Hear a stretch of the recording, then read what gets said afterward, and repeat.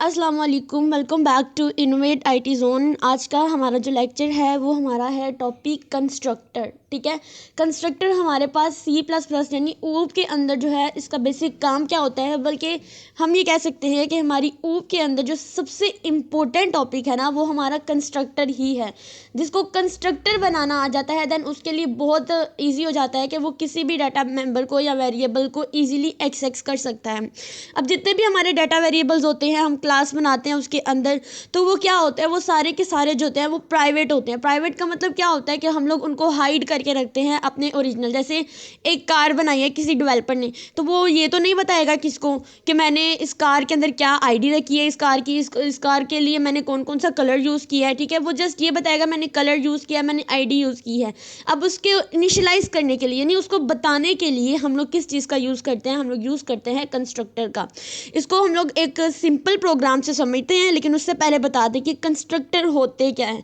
एक तरह के हमारे स्पेशल मेंबर फंक्शंस होते हैं। जैसे हम लोगों ने डाटा वेरिएबल्स इन सब की बात की, उसके बाद हमने कहा मेंबर फंक्शन भी होते हैं प्रीवियस वीडियोस के अंदर।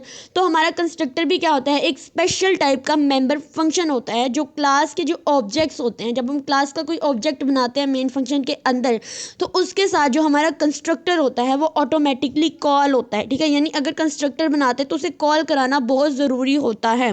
ठीक है, तो ऑटोमेटिकली कॉल कब होता है, जब हम लोग कोई डिफ़ॉल्ट कंस्ट्रक्टर बनाते हैं। अब कंस्ट्रक्टर जो होते हैं ये क्लास के मेंबर्स को डिफ़ॉल्ट वैल्यू से इनिशियलाइज़ करने में हमारी हेल्प करते हैं।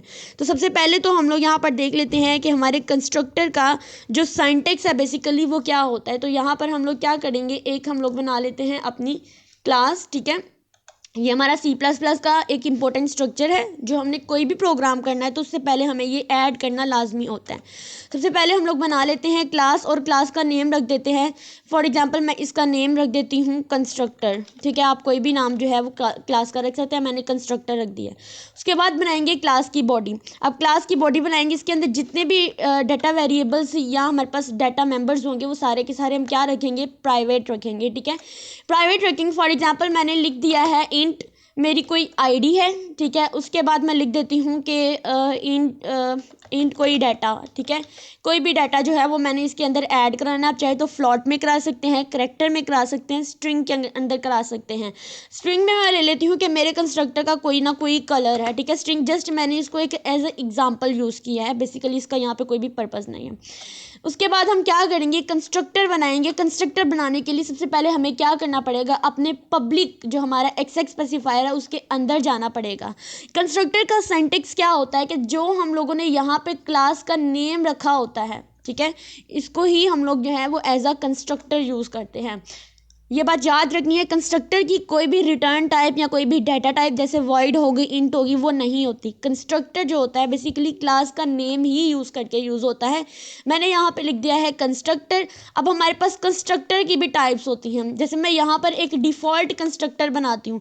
डिफ़ॉल्ट कंस्ट्रक्टर कैसा कंस्ट्रक्टर होता है कि जिसके अंदर कोई भी पैरामीटर जो है वो हम लोग पास नहीं करते हैं, उसके अंदर जस्ट हम ऐसे ही एक कंस्ट्रक्टर बना देते हैं। तो ये क्या हुआ, ये मेरे पास हो गया मेरा डिफ़ॉल्ट कंस्ट्रक्टर। ठीक है, जब मैं इसको जब मेन फंक्शन के अंदर कॉल कराऊंगी तो हमारी क्लास का नेम क्या था, कंस्ट्रक्टर।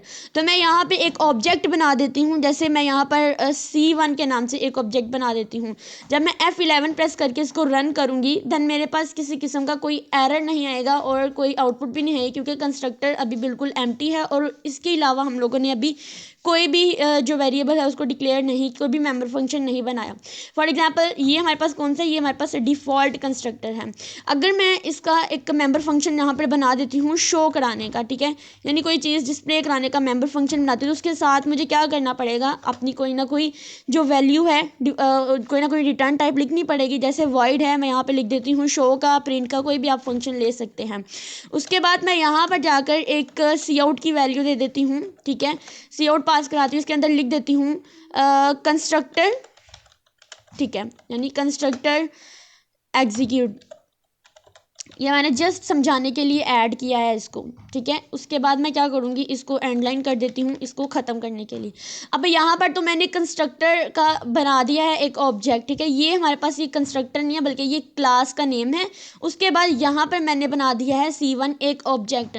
अब ये कंस्ट्रक्टर जो है वो डिफ़ॉल्ट है। ठीक है, डिफ़ॉल्ट कंस्ट्रक्टर का मतलब क्या होता है, वो ऑटोमेटिकली कॉल हुआ है, यानी कि यहाँ पर मुझे कोई भी वैल्यू ऐड करने की ज़रूरत नहीं पड़ी, वो ऑटोमेटिकली कॉल हो गया। अब मैं क्या करूँगी, ये जो मेंबर फंक्शन था इसको यहाँ पर करूँगी कॉल। तो इसके लिए मुझे क्या करना पड़ेगा, अपने ऑब्जेक्ट के साथ जो है वो डॉट लगाकर मुझे ये वर्ड शो वाला जो है इसको करा देना है प्रिंट। ठीक है, यानी ये वर्ड शो वाला, इसको मैं एंटर कर देती हूँ।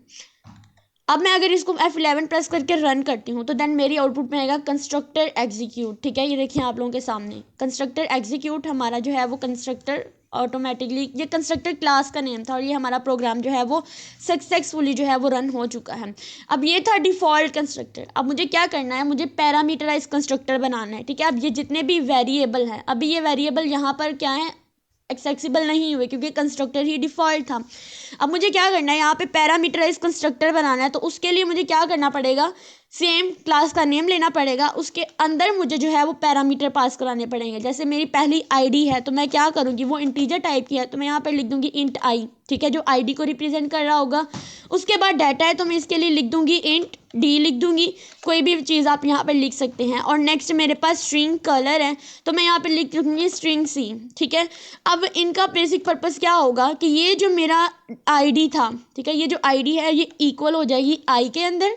ठीक है, आई की इक्वल हो जाएगी। ये जो डाटा था मेरा ये इक्वल हो जाएगा डी के। उसके बाद जो मेरी स्ट्रिंग थी, कौन सी थी, कलर। ठीक है, ये इक्वल हो जाएगा सी के। तो ये मेरे पास क्या है, ये एक पैरामीटराइज कंस्ट्रक्टर है। अब मैं क्या करूँगी, इसको मैं एक और ऑब्जेक्ट बनाऊँगी। ठीक है, यानी एक मुझे जो है इसका एक ऑब्जेक्ट बनाना पड़ेगा। जैसे मैं कह सकती हूँ कि यहाँ पे मैं कंस्ट्रक्टर का ऑब्जेक्ट जो है वो बना सकती हूँ, यहाँ कोमा डाल के C2। ठीक है, और आगे जो है ये कंस्ट्रक्टर 2 है। एक कंस्ट्रक्टर के हम लोग अनलिमिटेड ऑब्जेक्ट जो है वो बना सकते हैं। एक क्लास के हम लोग कंस्ट्रक्टर के कह रही हूँ, एक क्लास के हम लोग अनलिमिटेड जो है वो हम लोग बना सकते हैं इसके जो ऑब्जेक्ट्स हैं। अब मैंने सेकंड पैरामीटराइज कंस्ट्रक्टर के लिए C2 का यूज़ किया है। अब चूँकि पहले देखिए मेरी जो है वो इंटीजर टाइप का पैरामीटर है मेरे पास यहाँ पे। ठीक है, पैरामीटर इंटीजर टाइप का, तो मुझे यहाँ पे आईडी क्या देनी पड़ेगी। फॉर एग्जांपल मैं आईडी दे देती हूँ 245। ठीक है, उसके बाद फिर से मेरा डाटा है वो भी इंटीजर टाइप का है तो मैं यहाँ पे कोई फ़ोन नंबर दे देती हूँ 0300। ठीक है, उसके बाद देखो मेरी कलर जो है वो स्ट्रिंग के अंदर है तो मुझे इसको डबल कोट्स के अंदर जो है वो कलर देना होगा येलो। ठीक है, अब मुझे क्या करना है कि मुझे इस सब को शो कराना है। पहले तो मैं इसको F11 करके देख लेती हूँ तो देन मेरा यहाँ पर वो एरर दे रहा है। इसके बाद एरर क्या है कि इसके बाद हम लोगों ने सेमीकोलन यूज़ नहीं किया है। छोटे छोटे एरर्स आप लोगों को बताना बहुत ज़रूरी है। देन F11 प्रेस करूँगी तो मेरा ये सक्सेसफुली जो है वो रन हो चुका है। ठीक है, अब मेरे पास क्वेश्चन ये है कि यहाँ पर जो ऑब्जेक्ट 2 है वो क्यों नहीं रिप्रेजेंट हुआ, ये येलो कलर ये सब कुछ, क्योंकि मैंने यहाँ पर अभी उसके लिए कोई वैल्यू तो दे दी है लेकिन उसके लिए कोई मेंबर फंक्शन उसको शो कराने का नहीं यूज़ किया। जैसे यहाँ पर मैं एक मेंबर फंक्शन यूज़ कर लेती हूँ वाइड प्रिंट। ठीक है, आप कोई भी नेम रख सकते हैं। मैं यहाँ पर लिखती हूँ वाइड प्रिंट। उसके बाद मुझे क्या करना है कि यहाँ पर सी आउट देनी है और मुझे यहाँ पर लिखना है एंटर द आईडी। ठीक है, और इस आईडी को किसके इक्वल करना है, मैंने आईडी के। ठीक है, इसको हम यहाँ पे करके एंड लाइन कर लेते हैं।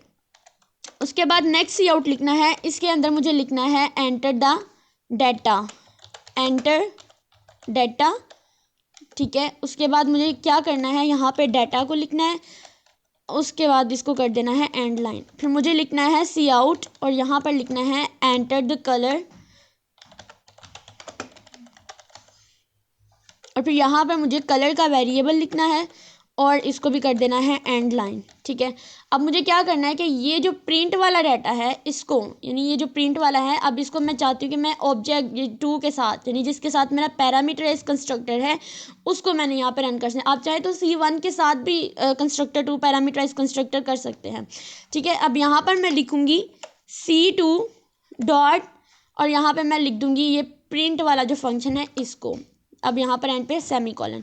इसको रन करके देखते हैं। देन रन करने के बाद मेरे पास ये सक्सेसफुली जो है वो रन होकर आ गया। उसने आईडी को भी रिप्रेजेंट कर दिया है, डाटा को भी, और कलर उसने कौन सा बताया है, येलो। ठीक है, यानी जो जो कलर और सारा कुछ हमने लिखा था वो उसने यहाँ पर मुझे प्रिंट करके दे दिया है। अब मैं आप लोगों को एक बात बताती हूँ कि आप लोग देख रहे होंगे कि ये वाली चीज़ जो है, यानी ये जो आईडी है, ये डाटा है, ये कलर है, ये सारे तो प्राइवेट डाटा मेंबर के अंदर प्राइवेट एक्स स्पेसिफायर के अंदर थे। देन जब मैंने इसको मेंबर फंक्शन के अंदर कॉल कराया, मेंबर फंक्शन के अंदर इसको लिया, तो जब मैंने उसको ये जो प्रिंट वाला मेंबर फंक्शन था इसके अंदर जब मैंने उसको रिप्रेजेंट किया, यानी मैंने उनको सी आउट कराने के लिए यूज़ किया, तो मैंने वही चीज़ें यूज़ की हैं जो मेरे प्राइवेट के अंदर थी। अब मेरे यहाँ पर वो प्राइवेट पब्लिकली एक्सेस क्यों हो रही हैं? सिर्फ इस वजह से क्योंकि मैंने यहाँ पे कंस्ट्रक्टर बना दिया था और उन सबको एक्सेस कर लिया था पब्लिकली। ठीक है, कंस्ट्रक्टर का बेसिक काम ही यही होता है कि जो चीज़ हम लोगों ने प्राइवेट के अंदर रखी होती है वही चीज़ मुझे यहाँ पर जो है वो एज पब्लिकली एक्सेस हो रही होती है। अगर मैं ये चीज़ें ना करती, सबको इनिशलाइज ना करवाती, तो देन मेरे पास एरर आता कि आप लोगों ने ये चीज़ जो है ये प्राइवेट है और ये पब्लिकली एक्सेस नहीं हो सकती है। तो ये था मेरे पास कंस्ट्रक्टर और पैरामीटराइज कंस्ट्रक्टर। ठीक है, अब हम लोग नेक्स्ट वीडियो के अंदर डिस्कस करेंगे हमारा कॉपी कंस्ट्रक्टर क्या होता है और उसके अलावा हमारा डिस्ट्रक्टर क्या होता है। डिस्ट्रक्टर को भी मैं यहाँ पर बता देती हूँ। डिस्ट्रक्टर बेसिकली क्या काम करता है कि डिस्ट्रक्टर तो मोस्टली हमारे डेव C++ के अंदर एक्सेसिबल नहीं होता है। ठीक है, यानी वो एक टर्बो का है, हमारा एक फंक्शन है। ठीक है, उसके अंदर जाकर जो है हमारा ये डिस्ट्रक्टर यूज़ होता है। बाय द वे डिस्ट्रक्टर क्या काम करता है कि जैसे ये कंस्ट्रक्टर मैंने बनाया है डिफ़ॉल्ट, ठीक है, तो मुझे डिस्ट्रक्टर के लिए क्या करना पड़ेगा, जस्ट इस कंस्ट्रक्टर के साथ जो है एक साइन यूज़ करना पड़ेगा टिल्ड का। ठीक है, कौन सा साइन यूज़ करना पड़ेगा, टिल्ड का। अब ये टिल्ड साइन क्या यूज़ करता है, क्यों यूज़ करते हैं कि ये हमारे कंस्ट्रक्टर को डिस्ट्रॉय कर देता है। जो भी हमने पब्लिकली एक्सेस किया होता है उस चीज़ को वो डिस्ट्रॉय कर देता है। ठीक है, जैसे ये कंस्ट्रक्टर अब यहाँ पर डिस्ट्रक्टर बन गया और कंस्ट्रक्टर का काम क्या होता है कि ये ऑटोमेटिकली कॉल हो जाता है। जैसे ये हमने बनाया था ये ऑटोमेटिकली कॉल हो जाता है। डिस्ट्रक्टर क्या होता है कि वो ऑटोमेटिकली एग्जीक्यूट हो जाता है। कंस्ट्रक्टर ऑटोमेटिकली कॉल होता है और डिस्ट्रक्टर ऑटोमेटिकली एग्जीक्यूट होता है। और फिर जो कंस्ट्रक्टर हम लोगों ने पहले बनाया होता है, डिस्ट्रक्टर से पहले हम लोग कंस्ट्रक्टर लाजमी बनाते हैं। तो कंस्ट्रक्टर ऑटोमेटिकली कॉल होता है, एग्जीक्यूट होता है और फिर डिस्ट्रक्टर क्या करता है, उस एग्जीक्यूट हुए कंस्ट्रक्टर को जो है वो डिस्ट्रॉय कर देता है। ठीक है, तो ये इसका काम था डिस्ट्रक्टर का और मोस्टली इससे रिलेटेड कुछ भी पूछा नहीं जाता, जस्ट वाइवा में पूछा जाता है और आप लोगों ने इन बातों को याद रखना है। अब हम नेक्स्ट करेंगे कंस्ट्रक्टर ओवरलोडिंग।